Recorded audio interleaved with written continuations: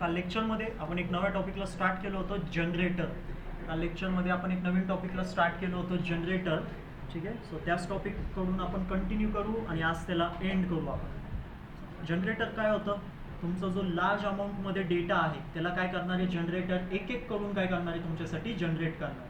ठीक आहे. आत्तापर्यंत पायथनमध्ये तुमचा जो डेटा होता, तुम्ही आत्तापर्यंत जो पण काही कोड लिहिलेला असेल, तुम्ही एखादं फॉर लूप चालवलं असेल, एखादा डेटा तुम्ही जनरेट केला असेल, रेंज फंक्शनचा यूज करून तुम्ही डेटाला जनरेट केला असेल, तर आत्तापर्यंत तुमचा जो सगळा डेटा आहे तो एक सोबत जनरेट होत होता. आत्तापर्यंत सगळा डेटा एक सोबत जनरेट होत होता आणि तुमच्यासमोर प्रेझेंट केला जात होता. पण आता जेव्हा जनरेटरचा कन्सेप्ट आला तर जनरेटरनी काय केला, तो एक सोबत जो डेटा तुमचा जनरेट होत होता त्याच्यावरती स्टॉप लावलाय. एक सोबत जो डेटा तुमच्यासमोर प्रेझेंट होत होता त्याच्यावरती सुद्धा देखील स्टॉप लावलाय. आणि जनरेटर काय करतोय, एक एक करून तुमचा जो डेटा आहे त्याला जनरेट करतोय. जनरेटरला जर का तुम्हाला समजायचं आहे तर सगळ्यात सोपं मी तुम्हाला सांगणार आहे की एक रेंज फंक्शन, एक फॉर लूपला क्रिएट करा. त्या फॉर लूप जेव्हा तुम्ही क्रिएट करता, फॉर लूपला क्रिएट करा एखाद्या रेंज फंक्शनच्या मदतीने. रेंज फंक्शनचा यूज करून एखादं फॉर लूप क्रिएट करा आणि जेव्हा तुम्ही फॉर लूप क्रिएट करताय तर त्या रेंज फंक्शनमध्ये काहीतरी असा डेटा पास करा जो लार्ज अमाऊंटमध्ये डेटाला जनरेट करेल. जसं की 1000, 2000, 3000 एवढं मोठं डेटा काय करेल तुमचं रेंज फंक्शन तुमच्यासाठी जनरेट करेल. आता जेव्हा तुम्ही त्या फॉर लूपला रन करणार तर फॉर लूप काय करणार, त्या सगळ्या 1000, 2000 डेटाला एक सोबत जनरेट करून तुमच्यासमोर प्रेझेंट करणार. जोपर्यंत तुम्ही जनरेटर या कन्सेप्टला तुम्हाला माहीतच नाहीये तोपर्यंत फॉर लूप काय करणार, तुमच्यासाठी सगळं डेटा एक सोबत जनरेट करणार आणि तुमच्यासमोर काय करणार, प्रेझेंट करणार. पण जसं तुमच्यासमोर जनरेटरचा कन्सेप्ट आला, जेव्हा तुम्ही त्या फॉर लूपमध्ये जनरेटरला इम्प्लिमेंट केलं, जनरेटर कन्सेप्टला इम्प्लिमेंट केलं, तर त्या फॉर लूपवरती काय लागलं, रिस्ट्रिक्शन लागलं. त्या फॉर लूपला स्टॉप केलं त्या जनरेटरनी.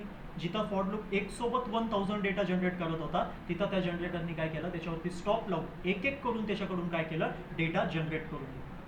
सो त्याच कन्सेप्टला आपण काल इथं स्टडी केलं. सो जनरेटरला अंडरस्टँड करा, त्याच्या कन्सेप्टला अंडरस्टँड करा की कशा पद्धतीने एक सोबत डेटा जनरेट करणं आणि एक एक करून डेटाला जनरेट करणं ह्याच्यामध्ये जनरेटरचं कन्सेप्ट आहे. आणि हाच डिफरन्स आहे. आत्तापर्यंत नॉर्मल कोडिंग केली, नॉर्मल कोडिंगमध्ये एक सोबत डेटा जनरेट केला असेल, आता त्याच्यावरती आपण स्टॉप लावतोय म्हणजे की जनरेटर या कन्सेप्टला इम्प्लिमेंट करतोय जिथं एक एक करून तुमचा डेटा काय होणार आहे आता जनरेट होणार. एक्झाम्पल बघू. फंक्शन क्रिएट केलं आपण इथं, एक फंक्शन बनवलेले नंबर 2, त्याच्यामध्ये आपण एक फॉर लूप चालवतोय. आता आपला जो फॉर लूप आहे तो स्मॉल आहे, जिथं फक्त 2च डेटा जनरेट होतो. पण याच डेटाला जर का मी काही अशा पद्धतीने पुट केला तर एवढं सगळं डेटा माझ्यासाठी पायथन जनरेट करणार. पायथनला जर का मी कमांड देतोय तर पायथन माझ्यासाठी वर्क करणार. आणि इथं रेंज काय, आता 1 पासून ते हा डेटा किती आहे, 3 लाखपर्यंत डेटा आहे. म्हणजे तुमचं 2,99,999 पर्यंत तुमचं काय होणार आहे, डेटा इथं पूर्णपणे जनरेट होणार. एवढं सगळं लॉंग डेटा पायथन जनरेट करणार माझ्यासाठी आणि माझ्यासमोर प्रेझेंटही करणार. हा कन्सेप्ट लक्षात घ्या. सो त्याच एक डेटा जो एक सोबत जनरेट होत होता त्याच्यावरती स्टॉप लावून मी एक एक करून काय करतोय, डेटाला जनरेट करून देतो. सो हाच कन्सेप्ट आहे. सो एवढ्या मोठ्या रेंजमध्ये तुमचा डेटा आता कशा पद्धतीने जनरेट होईल, एल्ड कीवर्ड काय करतोय, जनरेटरला क्रिएट करतोय. इथं एल्ड कीवर्ड तुमचं जनरेटर ऑब्जेक्टला क्रिएट करतोय आणि या रेंज फंक्शनवरती, या फॉर लूपवरती काय करतोय, स्टॉप करतोय. त्या फॉर लूपला स्टॉप करतोय त्या जागेवर. आणि मग जसं एल्ड कीवर्डनी जनरेटर क्रिएट केलं, त्या फॉर लूपवरती स्टॉप प्रेझेंट केलं, त्या फॉर लूपवरती स्टॉप लावलं. त्याच्यानंतर जेव्हा तुम्ही त्या फंक्शनला कॉल केला तर लगेच तुमचा डेटा प्रिंट झाला का, एकही डेटा तुमचा जनरेट नाही झाला. एकही डेटा तुमचा तिथं काय नाही झाला, जनरेट नाही झाला. कारण तिथं फक्त जनरेटरचा ऑब्जेक्ट क्रिएट होते, म्हणजे फक्त पायथननी काय केलेलं आहे, जनरेटरला क्रिएट केलेलं आहे. आता जर का तुम्हाला जनरेटरला स्टार्ट करून एक एक डेटा प्रिंट करायचा असेल तर तुम्ही काय वापरणार, नेक्स्ट कीवर्डचा यूज करून तुम्ही एक एक डेटाला काय करू शकता, जनरेट करू शकता. सो एल्ड आणि नेक्स्ट हे दोन्ही पण सोबत यूज केले जातात. दोघांचं पण कॉम्बिनेशन आहे. एक जनरेटरला क्रिएट करतोय, एक डेटाला जो एक सोबत जनरेट होत होता त्याला स्टॉप करतोय आणि नेक्स्ट काय करतोय, एक एक करून डेटाला जनरेट करून तुमच्यासमोर प्रेझेंट करतोय. त्याच्यानंतर तुम्हाला हा कोड दाखवले 2 लाईनचं, जिथं तुम्हाला मल्टिपल नेक्स्ट राईट डाऊन करण्याची गरज नाहीये. तुम्ही सिम्पल फॉर लूपमध्ये काय करा, त्या फंक्शनला कॉल करा. तुम्ही सिम्पल त्या फॉर लूपमध्ये काय करा, फंक्शनला कॉल करा. तुमचा डेटा एक एक करून जनरेट होणार आणि तुमच्यासमोर प्रेझेंट केला जाणार. सो इथं तुमचा टास्क काय वाचलं, नेक्स्ट करायचा जो टास्क होता ते तुमचं इथं काय झालं, वाचून गेलं. जर का आता खरंच एवढं मोठा डेटा जर का जनरेट करायचा म्हटलं तर 3 लाख म्हणजे एवढे 3 लाख टाइम्स तुम्हाला काय करावं लागेल, नेक्स्ट कीवर्डला प्रिंट करत बसावं लागेल. आणि मग तो स्टोरेज किती घेणार, किती मोठं ती फाईल तुमची क्रिएट होऊन जाणार हे पण कन्सिडर करा. सो त्या केसमध्ये आपण या कन्सेप्टला यूज करणार आणि सिम्पल इम्प्लिमेंट करणार. त्याच्यानंतर स्टॉप इटरेशन एररला देखील अंडरस्टँड करा. एकदा की जनरेटर स्टार्ट झालं, एक एक करून काय करतो तो डेटाला जनरेट करतो.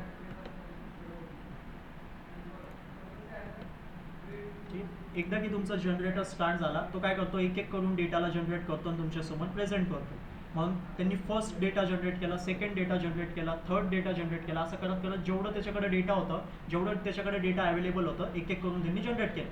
आणि एकदा की त्याचं सगळं डेटा जनरेट करून झालं, त्याच्यानंतर परत जर का तुम्ही नेक्स्ट फंक्शनला कॉल केलं तर पायथन तुम्हाला काय देतोय, स्टॉप इटरेशन एरर असं तुमच्यासमोर प्रेझेंट करतो. सो जनरेटर एकदाच वर्क करतो, हा कन्सेप्ट लक्षात घ्या. जनरेटर एकदा स्टार्ट होतो, सगळा डेटा जनरेट करतो, एक एक करून तुमच्यासमोर प्रेझेंट करतो आणि एकदा की लास्ट व्हॅल्यू, एकदा की लास्ट डेटा त्याचा जनरेट झाला की त्याच्यानंतर तो स्टॉप करून टाकतो त्या कन्सेप्ट. आणि त्याच्यात परत जर का तुम्ही डिमांड केली की परत डेटा जनरेट करा तर तुम्हाला काय देणार, तो एरर. आता सपोज तुम्ही म्हणताय की परत एकदा मला सुरुवातीपासून स्टार्ट करायचं डेटा जनरेट करायला, तर त्या फंक्शनला काय करा, परत एकदा कॉल करा.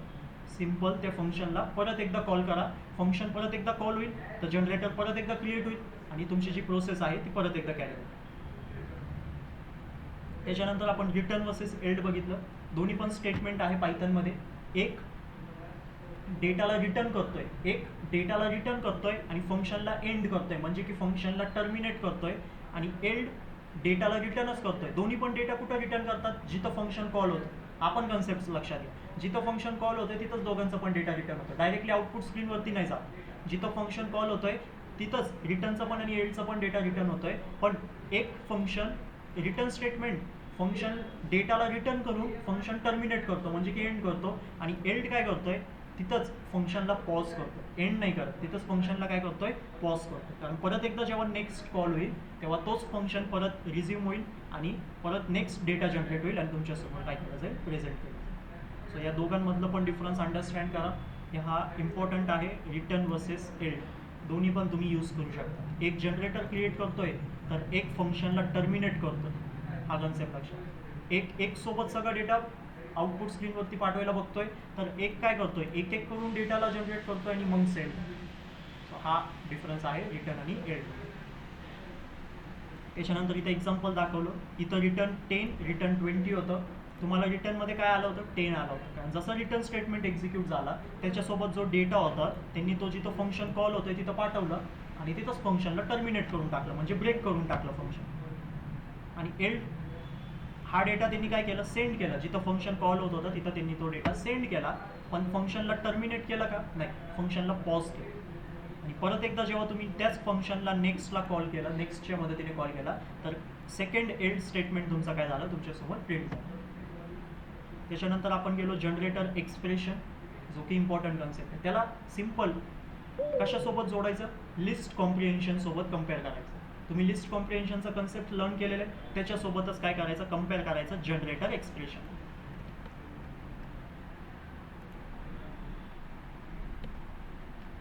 लिस्ट कॉम्प्रिहेन्शनमध्ये तुम्ही सिंगल लाईनमध्ये कोड राईट डाऊन करत होते. कशाच्या आतमध्ये राईट डाऊन करायचे तुम्ही, 2 स्क्वेअर ब्रॅकेटच्या मध्ये तुम्ही काय करायचे, लिस्ट कॉम्प्रिहेन्शनचा कोड एक्झिक्यूट करा. इथं तुम्ही लिस्ट कॉम्प्रिहेन्शनचंच सेम लिस्ट कॉम्प्रिहेन्शनचा जो सिंटॅक्स होता त्यालाच तुम्ही इथं फॉलो करणार. लिस्ट कॉम्प्रिहेन्शनचा जो सिंटॅक्स होता त्यालाच तुम्ही इथं फॉलो करणार. फक्त तुमचा जो कोड आहे त्याला कशाच्यामध्ये पुट करणार, तुम्ही 2 राऊंड ब्रॅकेट्समध्ये तुम्ही पुट करणार आणि लिस्टमध्ये तुम्ही 2 स्क्वेअर ब्रॅकेट्समध्ये तिथं पुट करत होते. आणि जेव्हा तुम्ही 2 राऊंड ब्रॅकेट्समध्ये त्या सेम सिंटॅक्सला पुट करणार तर तुमच्यासाठी काय क्रिएट होणार, इथं जनरेटर क्रिएट होणार. तुमच्यासाठी इथं काय क्रिएट होतं, एक जनरेटर क्रिएट होतोय आणि तुमच्यासाठी मग सेम वर्किंग जो आपण वरती बघू, तिथं लिस्ट क्रिएट होणार होती, इथं तुमचं जनरेटर क्रिएट होणार. आणि एक कन्सेप्ट लक्षात घ्या, 2 राऊंड ब्रॅकेटमध्ये तुम्ही त्या सिंटॅक्सला जेव्हा पुट करणार तेव्हा तिथं टपलचा कन्सेप्ट नाही आहे, तिथं टपलचा काहीच कन्सेप्ट नाही आहे, तिथं बेसिकली जनरेटरचा कन्सेप्ट आहे. म्हणून मी तुम्हाला टपलमध्ये 2 राऊंड ब्रॅकेट्समध्ये टपल कॉम्प्रिहेन्शन असा काही कन्सेप्ट तुम्हाला एक्सप्लेन करत नाही. जर का तिथं मी तुम्हाला 2 राऊंड ब्रॅकेटमध्ये जर का तिथं हे कन्सेप्ट दाखवलं होतं, कारण तिथं टपल तर क्रिएट होणार नाही आहे, कारण तिथं काय क्रिएट होतं, जनरेटर क्रिएट होतं आणि त्या टाईमला तुम्हाला जनरेटर काय हा तुम्हाला अंडरस्टँड झाला नसतं. Converting generator into list next topic होता, जिथं की तुम्ही जनरेटरला लिस्टमध्ये कन्वर्ट करू शकता. पण हा चुकीचं कन्सेप्ट आहे. चुकीचं कन्सेप्ट म्हणजे कसं म्हणतोय की बॅड प्रॅक्टिस आहे जनरेटरला क्रिएट करणं आणि मग त्याला लिस्टमध्ये कन्वर्ट करणं. कारण शेवटी डेटा तर एक एक करूनच पायथन जनरेट करणार, पण काय करतोय तो शेवटी एक एक करून डेटाला जनरेट करून कशामध्ये पुट करतोय, लिस्टमध्येच पुट करतोय. आणि लिस्टमध्ये जर का डेटा पुट होतोय तर तो डेटा शेवटी पडूनच राहिला ना, तो डेटा काय होणार, पायथनच्या मेमरीमध्ये कुठेतरी सेव्हच होणार आहे.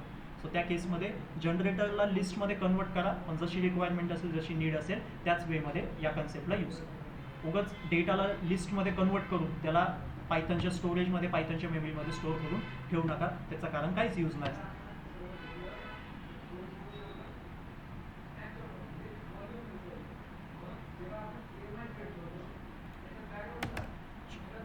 आपण जनरेटरला एंड करू आणि नवीन टॉपिकला मग आज आता स्टार्ट करू.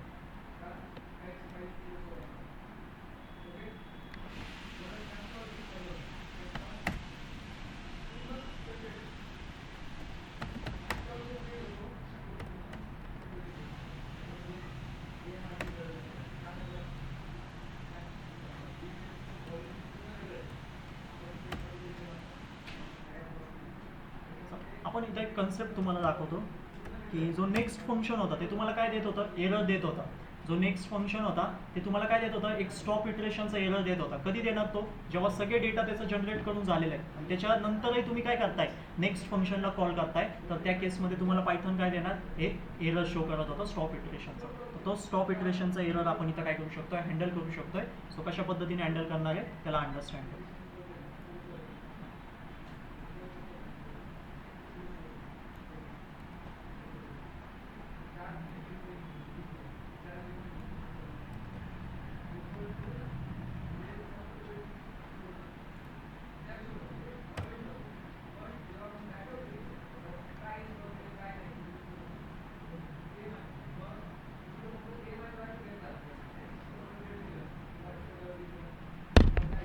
लक्ष द्या.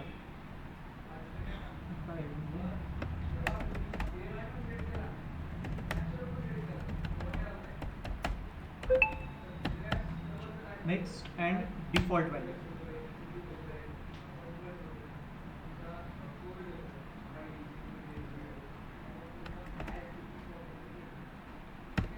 वरचा सेम कोड इथं राईट डाऊन करतोय, जो आपण जनरेटर एक्सप्रेशनमध्ये इथं राईट डाऊन केलं होतं. त्याला जनरेटरलाच क्रिएट करतोय. आता फंक्शन वगैरे नाही क्रिएट करत, तुम्हाला पाहिजे तर तुम्ही फंक्शनला क्रिएट करा. फंक्शन क्रिएट करा, त्याच्या आतमध्ये तुम्ही कोड लिहा आणि एल्ड कीवर्डला यूज करून तिथं जनरेटरला काय करा, क्रिएट करा.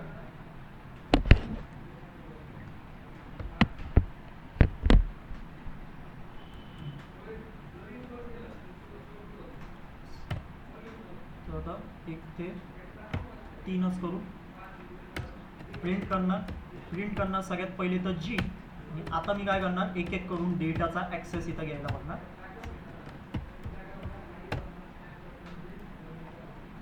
कोड रन करू, आउटपुट काय येतंय बघू.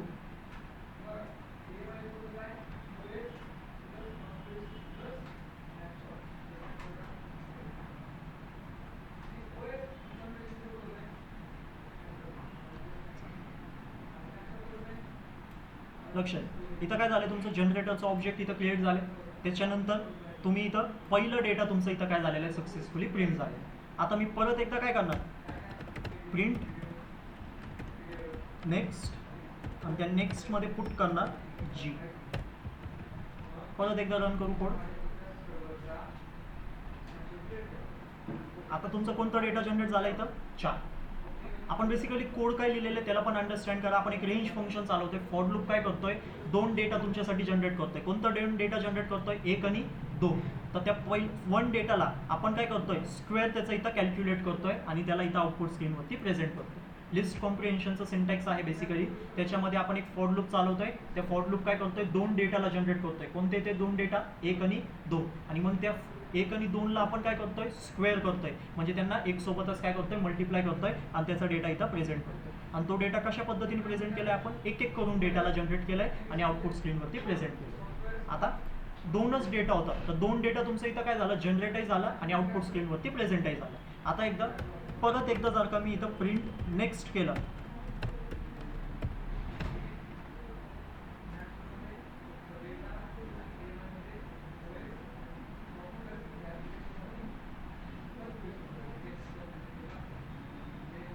पायथननी काय दिलेलं आहे आता स्टॉप इटरेशनचं एरर दिलं आहे, कारण सगळं डेटा तुमचं जनरेट झालं इथं. आता परत एकदा तुम्ही डेटा जनरेट करायला बघताय तर पायथन तुम्हाला इथं काय देतोय, एररला शो करतो. त्याच एररला आपण इथं हँडल करू शकतो. कशा पद्धतीने हँडल करणार आहे बघा, काही या पद्धतीने.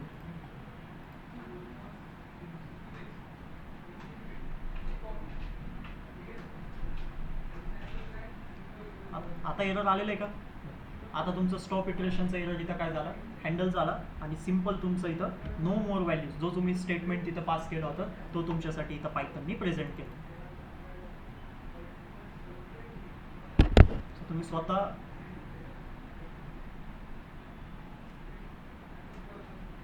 तिथं तुमच्या एररला काय करू शकता, स्टॉप इटरेशन एररला काही अशा पद्धतीने हँडल करू शकता.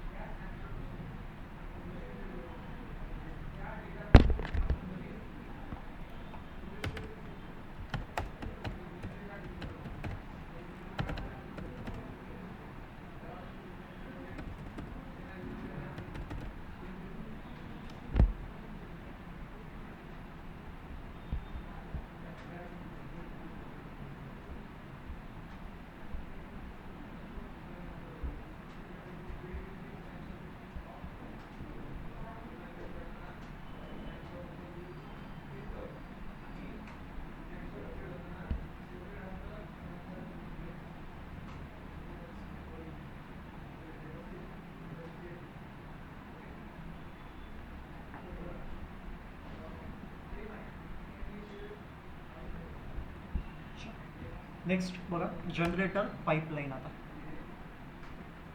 आपण आता काय करणार आहे, दोन जनरेटर्स इथं क्रिएट करणार आहे आणि त्या दोघांना आपण इथं काय करणार आहे, कनेक्ट करणार. दोन वेगवेगळे जनरेटर्स आपण इथं क्रिएट करू आणि त्या दोन वेगवेगळ्या जनरेटर्सला आपण इथं काय करणार आहे, आता कनेक्ट करणार. सो कशा पद्धतीने कनेक्ट करतोय बघा, डेफ फंक्शन बनवतोय, त्याच्यामध्ये मी पुट करतोय नॉर्मल आपलं नंबर. एक फंक्शन क्रिएट करतोय, फंक्शन त्याच्यामध्ये फॉर आय इन रेंज त्याच्यामध्ये 1,6 आणि आपण आता इथं जनरेटरला काय करणार आहे, क्रिएट करणार. जनरेटर कसं क्रिएट करतो आपण, एल्ड स्टेटमेंटचं यूज करू. तर हा फंक्शन माझा काय झालेलं आहे, इथं जनरेटर क्रिएट झालेलं आहे असं मी म्हणू शकतो.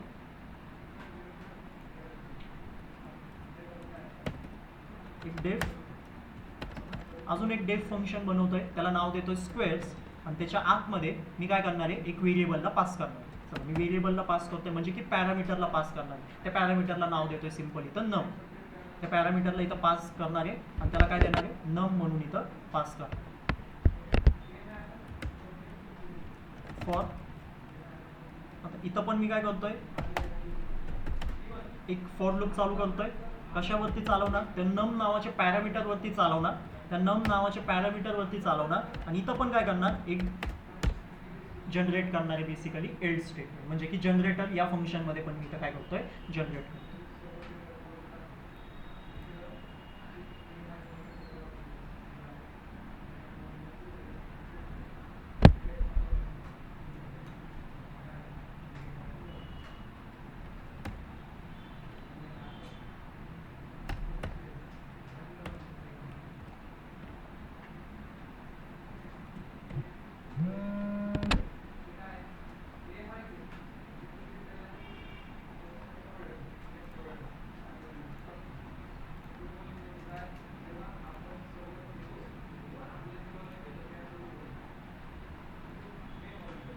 लक्ष जनरेटर पाईपलाईन, जिथं आपण दोन जनरेटर्सला काय करणार आहे, आता कनेक्ट करणार आहे.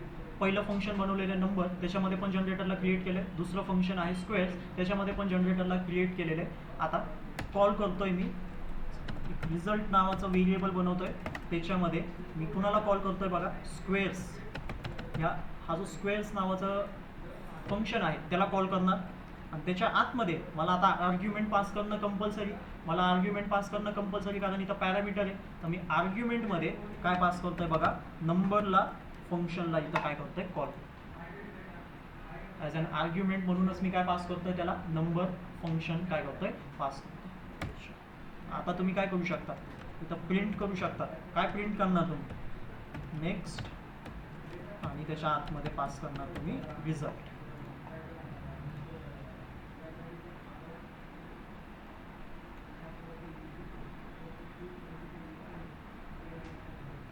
कोणता डेटा तुमचं जनरेट झाला, इथं 1 डेटा जनरेट झाला. नो मोर व्हॅल्यूज नंतर इथं आपलं नो मोर व्हॅल्यूज होतं, त्याच्यानंतर तुमचं जनरेट झालं आहे 1. परत एकदा मी प्रिंट करणार,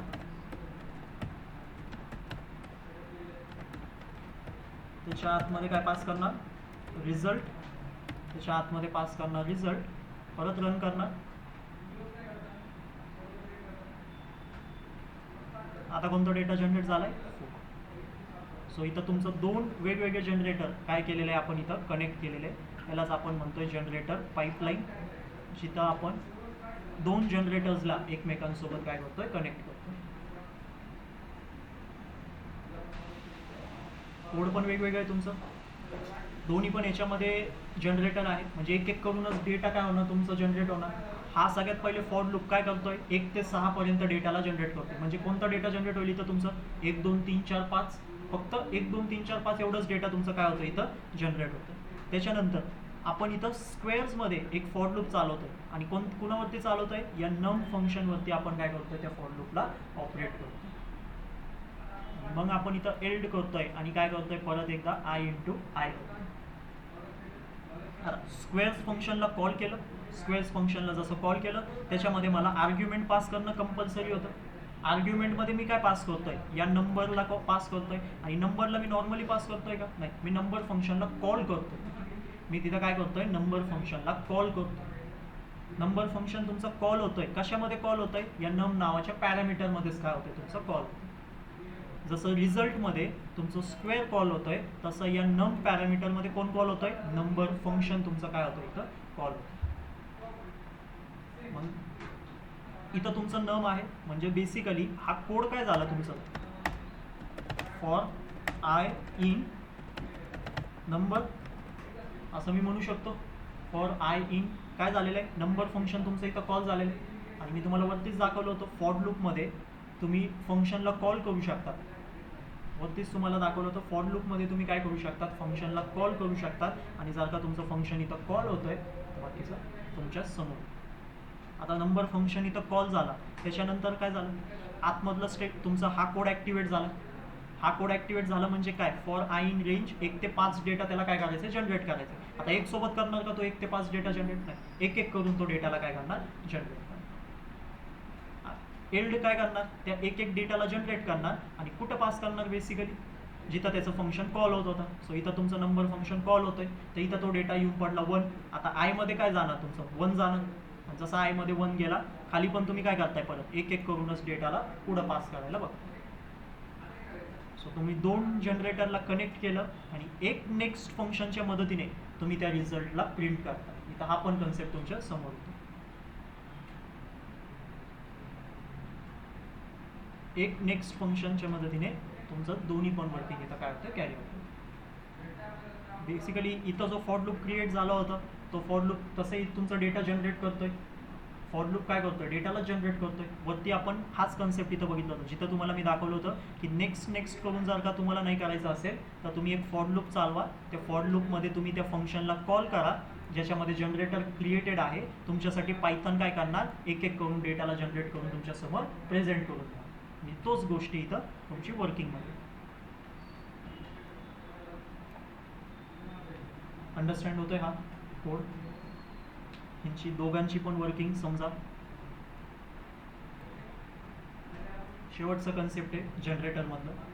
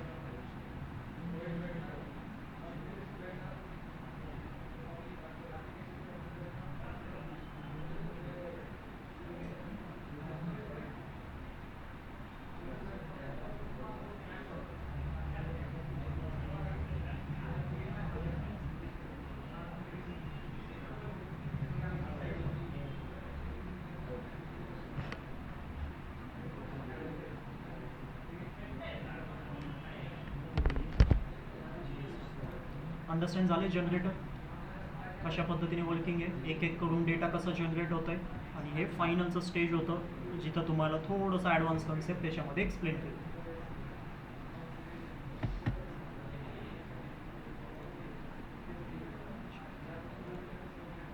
जनरेटर इथं एंड होतोय. अंडरस्टँड करा जनरेटरमध्ये तुम्हाला जेवढे पण टॉपिक्स दाखवले कशा पद्धतीने एक एक करून डेटा जनरेट करतोय पायथन आणि तुमच्यासमोर त्याला प्रेझेंट करतो. दोन वेगवेगळ्या जनरेटर्सला पण आपण कनेक्ट केलं आणि त्याच्यामध्ये पण अंडरस्टँड केलं की दोन्ही जनरेटरला आपण कसं सोबत चालू शकतो आणि दोन्ही जनरेटरला सोबत यूज करून आपण डेटाला कसं ट्रान्सफॉर्म करू शकतो. एक एक करून तिथं पण आपण डेटाला काय करतोय आपल्यासमोर प्रेझेंट करतो. बेसिकली स्क्वेअर करण्यासाठी जो आपल्याला डेटा लागतोय तो आपण वरच्या फंक्शनमधून घेतोय. हा पण कन्सेप्ट अंडरस्टँड. इथं तुम्ही 2 नंबरचा स्क्वेअर करताय, सॉरी बेसिकली तुम्ही एखाद्या नंबरचा इथं स्क्वेअर करताय तर त्याच्यासाठी लागणारा जो नंबर आहे त्याला आपण वरच्या फंक्शन्समधून घेतो. हा पण सांगा. आणि तो जो नंबर आपल्याला पास करतोय, तो जो नंबर आपल्याला प्रोव्हाइड करतोय तो एक सोबत सगळे नंबर्स नाही देते, तो पण एक एक करूनच नंबर आपल्याला प्रोव्हाइड करतो. आणि इथं जो स्क्वेअर होतोय तो सुद्धा एक एक करूनच स्क्वेअर काय करणार आहे पुढं पाठवणार. सो ही पाईपलाईन समजा की कशा पद्धतीने डेटा तुमचा फिरतोय, एक एक करून डेटा जनरेट होतोय, तो एक एक करून डेटा तुमचं स्क्वेअर फंक्शनमध्ये पास होतोय, तिथं स्क्वेअर कॅल्क्युलेट होतोय आणि तो जो स्क्वेअर फंक्शन आहे तो पण एक एक करूनच डेटाला पुढं पास होतो.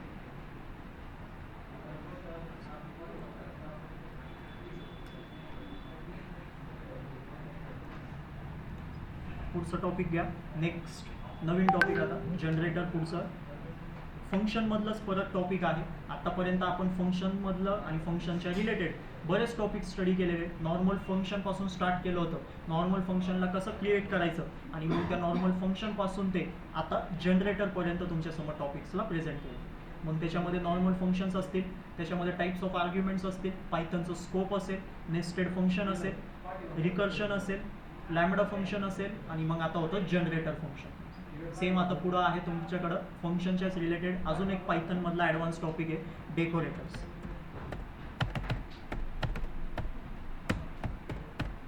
नवीन फाईल बनवा डेकोरेटर्स नावाचीच, त्याला नाव द्या डेकोरेटर आणि त्याला समजून घेऊ आपण काय फंक्शन आहे, कशा पद्धतीने डेकोरेटर फंक्शन आपण इथं क्रिएट करू शकतो.